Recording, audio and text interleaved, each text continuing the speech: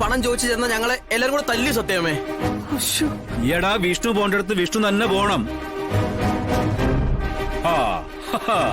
ഏതായാലും നിങ്ങൾക്ക് അടി കിട്ടിയത് നന്നായി. ഇതറിഞ്ഞാലേ വിഷ്ണു ഇങ്ങി വരും.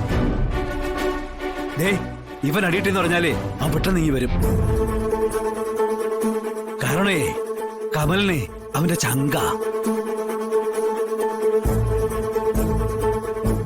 എന്ന് പറഞ്ഞ പിള്ളേ കുറച്ചാണെന്നല്ല കേട്ടോ. എന്തായാലും ചെയ്തത് കണ്ണിച്ചോരില്ലാത്ത പ്രവൃത്തിയാ. കൊടുത്ത പൈസയല്ലേ തിരിച്ചു ചോദിച്ചത്. ആശാൻ വന്നാലേ പണം തരുന്ന എല്ലാരും പറയുന്നേ. പണം വാങ്ങാൻ ആശാൻ ഇല്ലെന്നുള്ള കാര്യം എങ്ങാനും അറിഞ്ഞാലേ തരാൻ ഒരുങ്ങിയിരിക്കുന്നവര് പോലും പിന്നെ പണം തരില്ല. സത്യമേ, നമ്മുടെ പണമൊക്കെ വല്ലവന്റെ കയ്യിലായി പോയി. അവന്മാരെ അടിച്ച് പണം തിരിച്ചു വാങ്ങാനുള്ള ത്രാണി എനിക്ക് ഇല്ലാണ്ടും പോയി. ഇല്ലെങ്കിൽ ഞാൻ എങ്ങനെയെങ്കിലും പണം വാങ്ങിച്ചോണ്ട് വന്നേനെ. ഇവിടത്തെ അവസ്ഥ എനിക്കറിയാവുന്നതല്ലേ. നമുക്ക് അവരോട് പോയി അടിച്ചു വാങ്ങാനുള്ള ഒരാളില്ലാതായി പോയില്ലേ സത്യാമ്മേ? ആര് പറഞ്ഞു ആളില്ലെന്ന്? വിഷ്ണു അല്ല സ്ഥലത്തില്ലാതുള്ളൂ, രോഹിത് ഉണ്ടല്ലോ.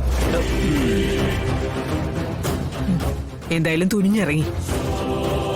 ഇനി നമുക്ക് ഈ ബിസിനസ് നടത്തിക്കൊണ്ട് പോകാതിരിക്കാൻ പറ്റില്ല.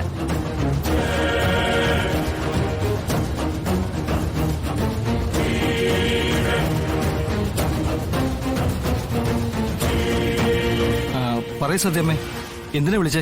രോഹിത്തെ, നീ എത്രയും പെട്ടെന്ന് ഇങ്ങോട്ട് എത്തണം. എടാ, ഇനി ഞാൻ വിളിക്കില്ല, അതാ എടുത്തു പറയുന്നത്. എന്താ സത്യമേ, കാര്യം എന്താ? കാര്യം എന്തെങ്കിലും ആവട്ടെ. എന്താ, നിനക്കെന്തെങ്കിലും ബുദ്ധിമുട്ടുണ്ടോ? ഹേയ്, എന്ത് ബുദ്ധിമുട്ട്? സത്യമ്മ വിളിച്ചാ എവിടെയാണെങ്കിലും ഞാൻ വരും. അതിന് ദിവസം നേരെ നോക്കേണ്ട കാര്യമില്ലല്ലോ. എങ്കിൽ എത്രയും പെട്ടെന്ന് ഇങ്ങ് പോരെ. നമുക്കിവിടെ ചിലതെല്ലാം ചെയ്തു തീർക്കേണ്ടതുണ്ട്.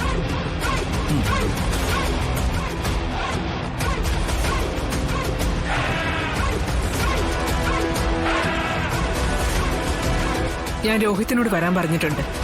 വിഷ്ണു വരുന്നത് വരെ അവനും വേണം ഇവിടെ. പോയ കാശ് എങ്ങനെയെങ്കിലും തിരിച്ചു പിടിച്ചു വെക്കൂ.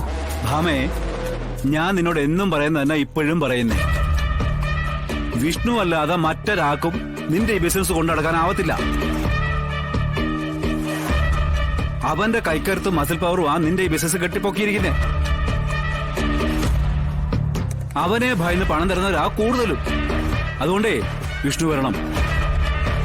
എന്നാലേ നിന്റെ ബിസിനസ് നന്നായിട്ട് മുന്നോട്ട് പോകത്തുള്ളൂ.